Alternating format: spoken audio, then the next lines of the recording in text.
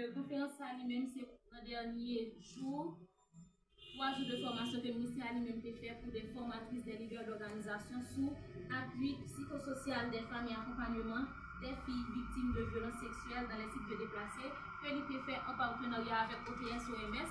Formation qui a commencé depuis lundi et qui a clôturé jeudi. Donc, dans le ministère de la Condition féminine et aux droits des femmes, nous remercions encore une fois parce que nous comptons pour nous couvrir l'événement là. Donc, rapidement, on a commencé ensemble avec Discourio. Donc, nous avons avec nous le représentant OPS OMS en Haïti, M. Oscar Barnèche. C'est lui-même qui allait faire discours de circonstances en occasion de clôture, 3 jours de formation. Ça, le ministère lui-même qui a organisé en tête collée à OPS OMS. M. Oscar Barnèche. Profonde émotion et une grande reconnaissance, je prends la parole aujourd'hui pour accompagner Madame la Ministre pour marquer la clôture de cette formation essentielle inscrite dans une démarche collective de résilience, de solidarité et de transformation sociale. Durant ces 3 jours, ce sont vous, participantes, qui avez partagé vos savoirs, vos expériences, vos outils et vos engagements.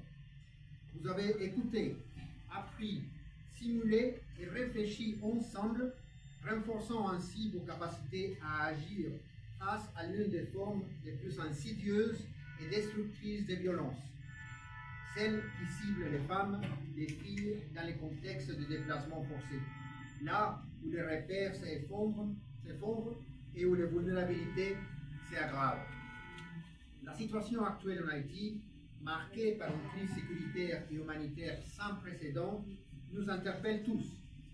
Les violences sexuelles utilisées comme armes de domination et de terreur pour des groupes armés ne sont pas seulement des atteintes aux droits humains, elles constituent aussi des blessures profondes infligées à notre tissu social et à notre dignité collective. Face à ces défis, la réponse ne peut être qu'humaine, inclusive et multidimensionnelle. C'est pourquoi l'Organisation panaméricaine de la santé et l'Organisation mondiale de la santé, avec les soutiens du Fonds CERF de OCHA, sont fiers d'avoir collaboré avec le ministère de la Condition féminine et aux droits des femmes pour engager cette formation, qui vise à renforcer les compétences des femmes leaders, des intervenantes communautaires et d'actrices locales afin qu'elles puissent offrir un accompagnement psychosocial respectueux, sensible au genre et adapté aux réalités des survivantes. Je tiens à saluer l'engagement du ministère de la Condition féminine et aux droits des femmes qui a su mobiliser ressources, expertise et surtout une vision claire, celle de bâtir des communautés plus résilientes, plus solidaires et plus justes. Je rends également hommage à chacune d'entre vous, participantes, pour votre courage, votre détermination et votre volonté de devenir des vectrices de changement dans vos milieux respectifs. Les résultats attendus de cette formation sont prometteurs. 40 formatrices désormais outillées, un meilleur référencement vers les services spécialisés, un renforcement des réseaux communautaires de soutien et surtout une amélioration tangible de la prise en charge psychosociale des survivantes. Mais au-delà des chiffres, ce sont les impacts humains qui comptent. Une femme qui retrouve sa voix, une fille qui se sent en sécurité, une communauté qui refuse la stigmatisation et choisit la solidarité. Mesdames et messieurs, la clôture de cette formation n'est pas une fin, mais un commencement. Le commencement d'un engagement renouvelé, d'un suivi rigoureux et une capitalisation continue. L'OPS-OMS reste engagé aux côtés du ministère de la Condition féminine et aux droits des femmes et de toutes les actrices et acteurs impliqués pour accompagner cette dynamique et soutenir les efforts des terrains. Ensemble, nous pouvons faire reculer les violences. Ensemble, nous pouvons redonner espoir. Ensemble, nous pouvons bâtir un avenir où chaque femme, chaque fille, déplacée ou non, aura droit à la dignité, à la sécurité et à la justice. Merci beaucoup. Avant de commencer, je tiens à remercier les médias qui ont fait le déplacement pour couvrir cet événement important. C'est toujours un immense plaisir de vous accueillir au local du MCFDF. Chers participantes, participants, membres des organisations de femmes, au nom du coordonnateur du Conseil présidentiel de transition, Son Excellence M. Laurent Cécile, et du chef du gouvernement, Son Excellence M.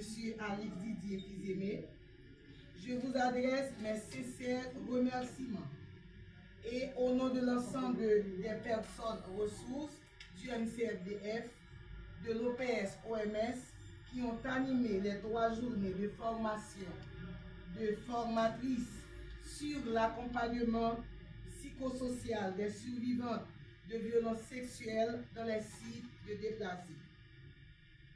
Au terme de cette session de formation intensive et enrichissante, je tiens à vous exprimer ma plus profonde gratitude pour votre présence, votre engagement et votre participation active. En effet, votre dévouement à comprendre et à lutter contre les violences faites aux femmes et aux filles est un signe fort de votre engagement envers une société plus juste et égalitaire.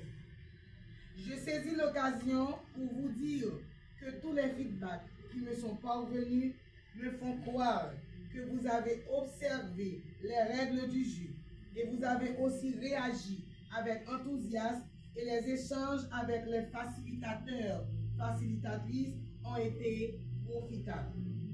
Je veux croire que les récoltes seront fructueuses puisque les graines sont semées dans des terrains fertiles.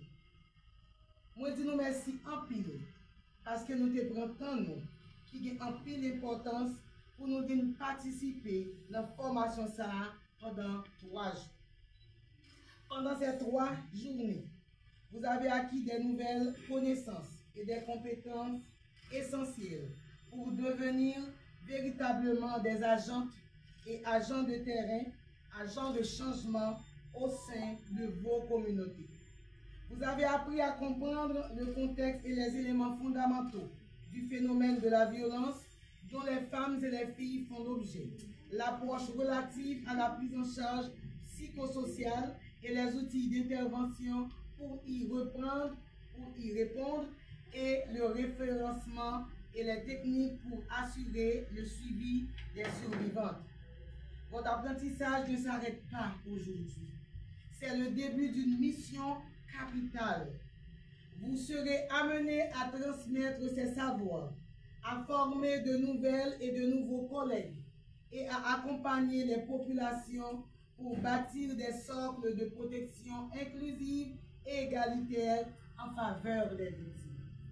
Maintenant, autant que je puisse dire, vous êtes arrivé à un point important qui vous permettra d'investir vos communautés et surtout à former d'autres professionnels et acteurs de terrain. C'est un rôle de grande responsabilité, car vous êtes les garants de l'avenir de ces formations et des personnes que vous accompagnerez. Les outils qui ont été développés dans les différentes sessions pour sensibiliser, informer et l'accompagnement psychosocial des femmes et des filles victimes de violences sexuelles dans les sites de déplacés du 29 septembre au 1er octobre.